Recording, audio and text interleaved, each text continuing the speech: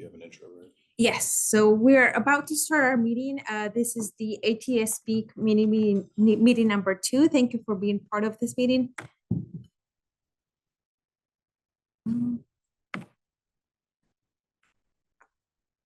Bienvenidos a todos los que están hoy en esta reunión. Esta es nuestra segunda reunión sobre ATSP. Si necesitan traducción en español, estaremos disponibles para darle la traducción. ሰላም እንዴት መሻችሁ ወደዚህ የዙም ስብሰባ እንኳን በደህና መጣችሁ በዛሬው ዕለት የምናደርገው የ2025 የህዝብ ትራንስፖርት አገልግሎት ለውጥ በተመለከተ የተለየ ሐሳብ ወይም ማስተያየት ካላችሁ በስክሪኑ ላይ የሚገኘውን የእጅ ምልክት ብታረጉ በአማርኛ ቋንቋ በሚገባችሁ መልኩ የሚያስተርጉም ስለለን እናመሰግናለን።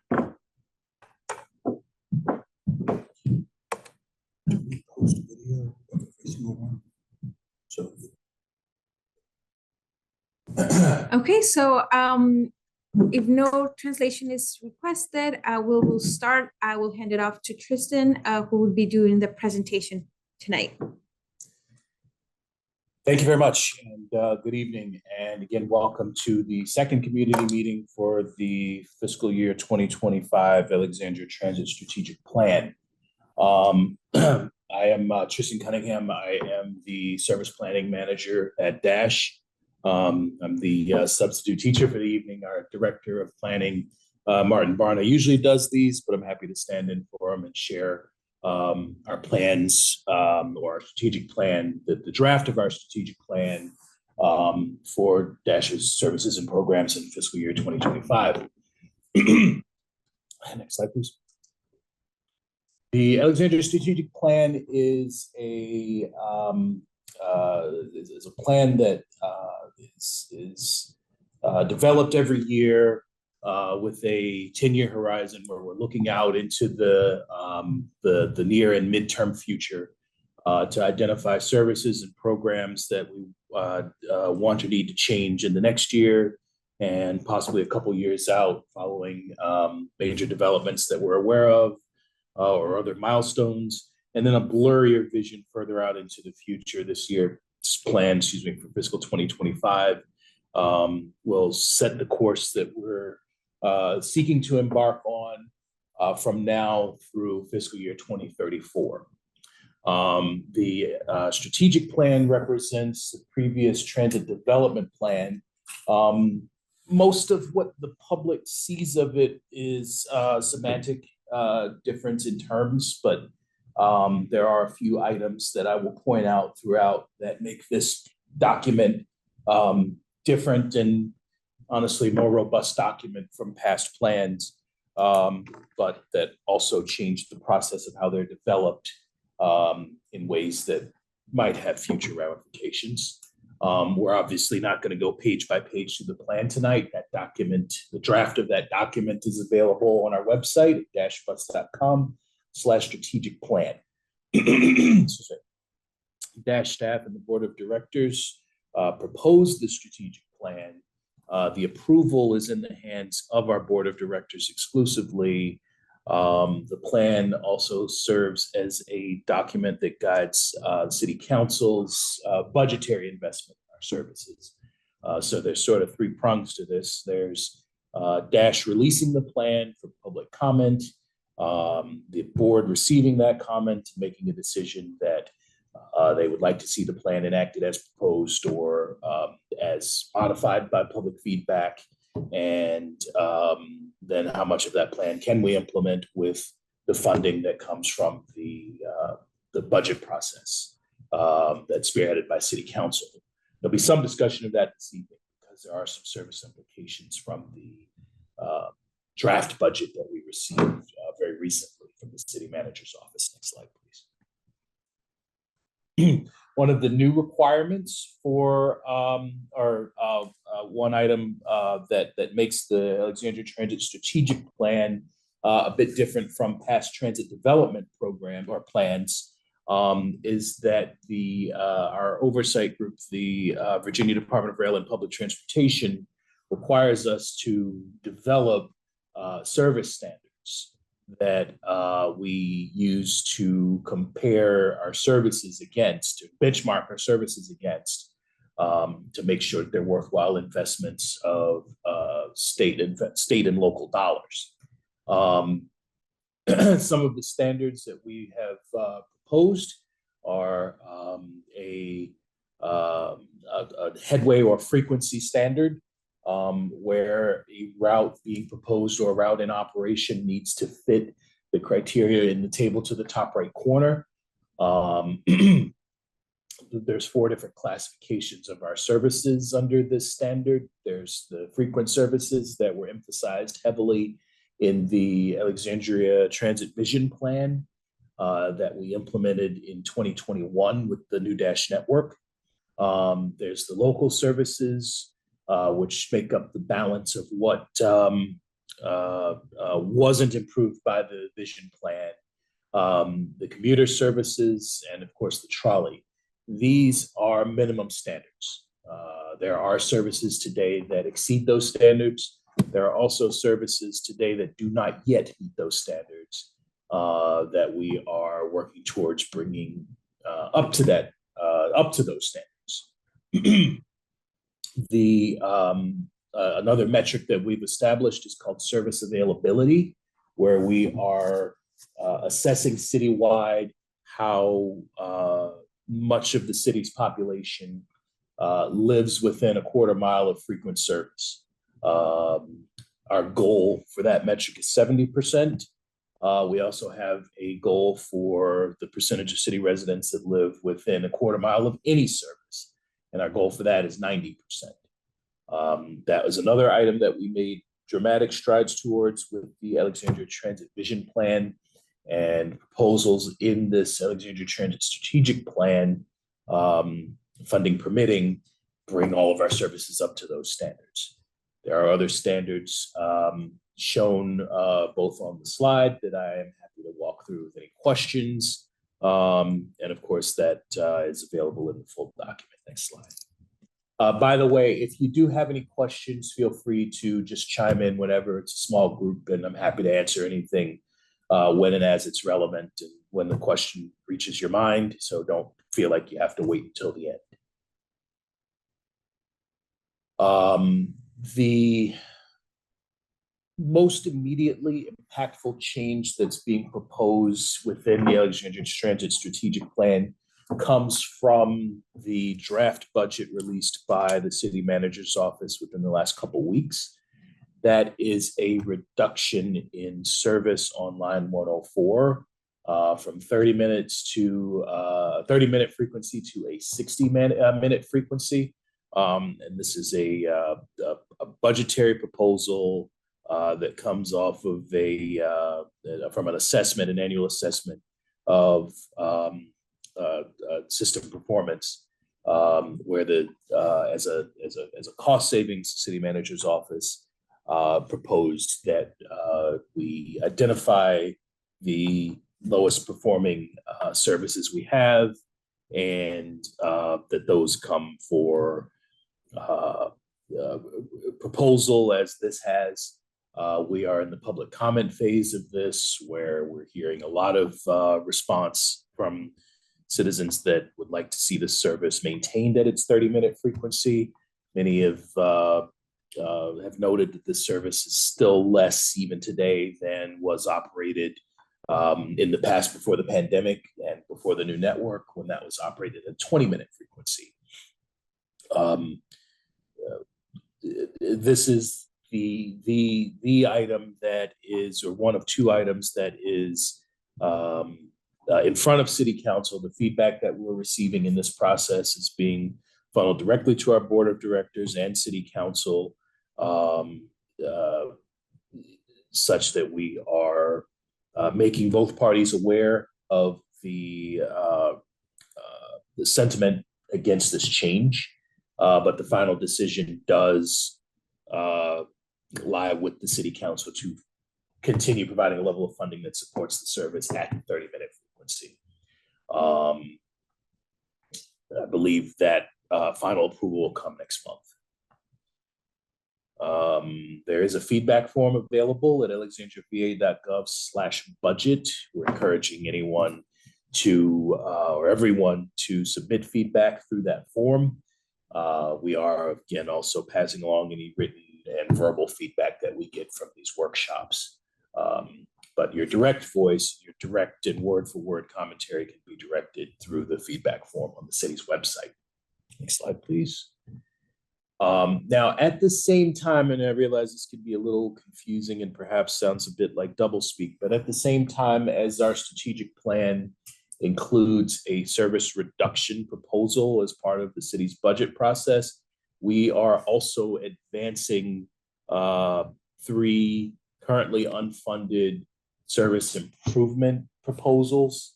It is it's unlikely that we're going to approve both a reduction and an improvement at the same time.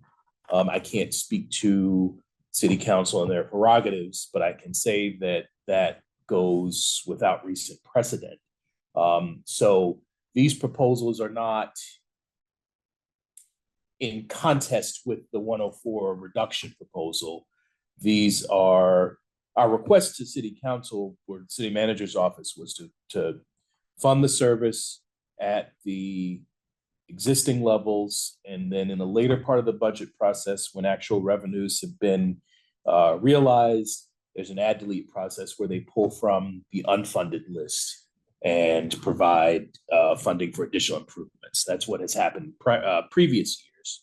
And so this list of improvements that I'll go through constitute those currently unfunded, you might call them wish list items, that are part of our proposal, part of our strategic plan to bring these services up to the standard that I mentioned a couple slides back.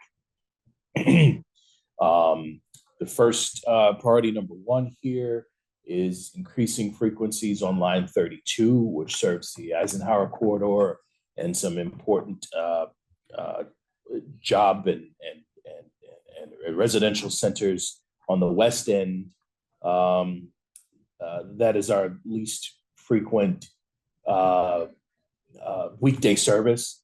Off-peak on the or outside of what the rush hours usually are on weekdays, that service operates every 60 minutes, well below any reasonable urban transit standards, and well below the standards that we are adopting within the strategic plan. And so you can see that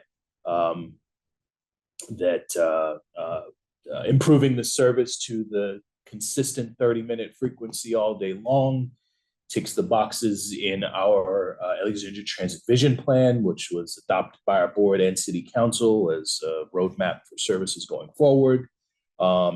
Reaches our newly established headway standard. It's aspired to meet ridership standards and serves an underserved area.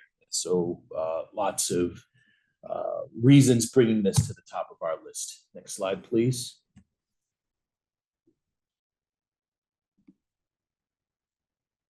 Second priority is line 34. This service was recently modified when the Potomac Yard Metro Station opened. Previously, it ran from Lee Center to Braddock Road Station. It was always intended to go to Potomac Yard Station from its inception when it was developed with the new network, and just temporarily served Braddock until Potomac Yard Station opened. Once Potomac Yard Station opened and the east end of town had a new travel option for trips into Washington and Arlington, it became apparent that the demand for that service was consistent beyond the peaks and should be improved to meet our headway standard of 30-minute service all peak on all routes. So we're proposing to improve Sunday service on that route from 60 minutes to 30 minutes, which matches that service the rest of the other 6 days of the week. Again, meets the standards in our Alexandria Transit Vision Plan that again was adopted and approved by City Council at the beginning of fiscal year 2022. Brings this route up to the aforementioned headway standards, aspired to meet ridership standards, and serves again another underserved area, being the northeast segment of Old Town. Next slide, please. And the last proposal, again unfunded currently, is to iron out, so to speak, some limited service periods on line 31, which currently off-peak operates every 15 minutes along the core of the route. And the core of the route is understood to be from King Street Metro to the Alexandria campus at Nova. And so that segment of the route gets the 15-minute service at all times during the day. East of King Street Metro, continuing on into Old Town, alternating trips during the off-peak do not continue to Braddock Metro. So passengers have to transfer to other buses, which increases their travel times. Excuse me. And can turn a 1-seat ride into a 2 or 3-seat ride, depending on how you got on the 31 in the first place. There are some trips in the city where you end up on a 31 and you have to hope that you end up on one of the 31s that continues into Old Town if that's where you're going, or else you're making that second or even third transfer to continue your trip. So we want to bring that entire route up to our frequent service standard of 15 minutes that the core of the route currently enjoys. Again, meeting the same metrics as our other proposals there at the bottom. A little bit further out into the out years of the strategic plan, where further goals that we have are to improve midday, evening, and weekend headways on line 30. The improvement that we have loosely placed for fiscal year 2026 would fall in line with the sort of the early phases of the Duke Street in Motion project, which will bring better transit amenities and sometimes even rights of way to the Duke Street corridor. And we want to make sure that we're delivering a level of service once that investment is made, that merits the level of investment that was made and provides a level of service that community really needs. A further improvement proposed for line 32, which is to make that into a frequent service route following development on the Eisenhower corridor and also out on the West End, to bring that up to 15 minutes, again, to join the ranks of the frequent routes that we operate. And we'd like to restore, and I want to emphasize this, the 20-minute service that we previously operated on lines 103 and 104. That third bullet point would be more expensive to do, obviously, if the proposed cut is sustained, but it's to indicate that we do want a high level of service, quality level of service on the 104 and, of course, the 103 also. What's still to be determined is the changes that WMATA Metro has in store with their Better Bus Network Redesign project. A draft of that will be released, I believe, in April or May. And so the fiscal 2026 strategic plan will factor any necessary changes that come as a result of that effort, in addition to the bullet points listed above. And then looking further out into 2027, improving line 102. That was initially a community ask, not the improvement of the line 102 period. It was not part of the original Alexandria Transit Strategic Plan or the new Dash Network proposals. It was specifically what we're doing tonight, meetings and community outreach that got that line added into the overall new Dash Network in the first place.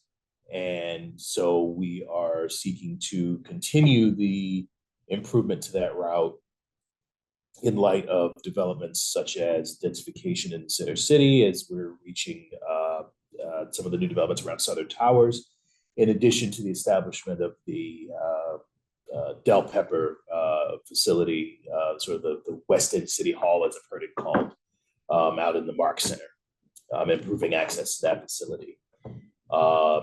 The New Dash Network / Alexandria Transit Vision Plan calls for the extension of the King Street trolley to serve the Carlisle area in addition to King Street Metro, and for that service to operate all day as opposed to beginning right about lunchtime. And so we're hoping to implement that in 2027 and to begin service to the West End Transit Way, which in large parts mirrors our highly frequent Line 35 service that operates on Beauregard Street today. In parallel with the Duke Street in Motion project, the West End Transit Way would be the city's third BRT bus rapid transit corridor, with that basically would mirror the Metro Way, dedicated rights of way, high level of service, and improved customer facilities. Slide, please. So providing feedback on the ATSP, first and foremost, what we're doing right here, right now, is hosting these community meetings and making sure that we hear your feedback.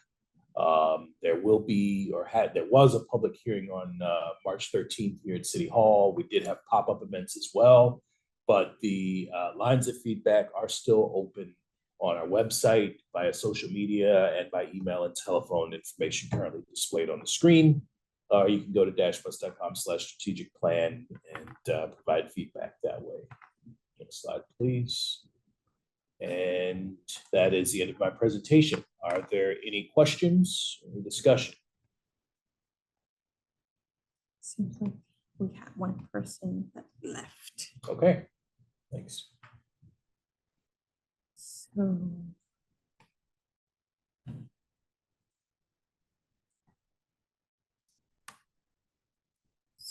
So maybe you can just have like maybe wait 2 minutes to see if Sure. someone else joins, because we had 3 people and then we had 2. So maybe I saw that. Yeah. Yeah. So let's just give them a few minutes to see if they join, and if not, Yeah, absolutely. they can always send an Follow the email. channels. Yeah. Yep. Yeah. So let me just leave this here.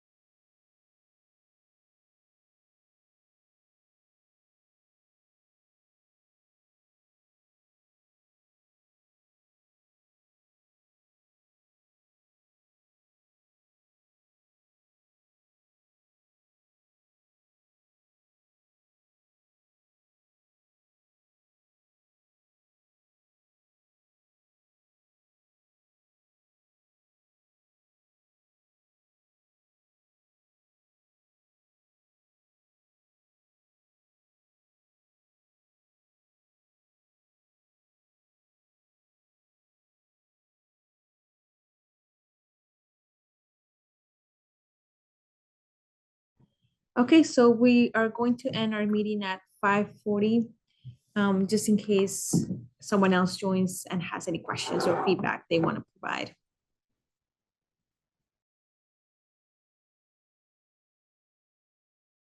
Well, thank you everyone for being part of this meeting. As Tristan said, if you want to provide any feedback, this is the webpage where you will have the form. You can also email us or post on social media. There's a phone number also if you want to talk to someone and just leave your feedback that way too. Thank you, and we'll have another meeting on Thursday of this week. We will be sending more information. It's on Thursday at 6 p.m. at the Mount Vernon Rec Center. Thank you.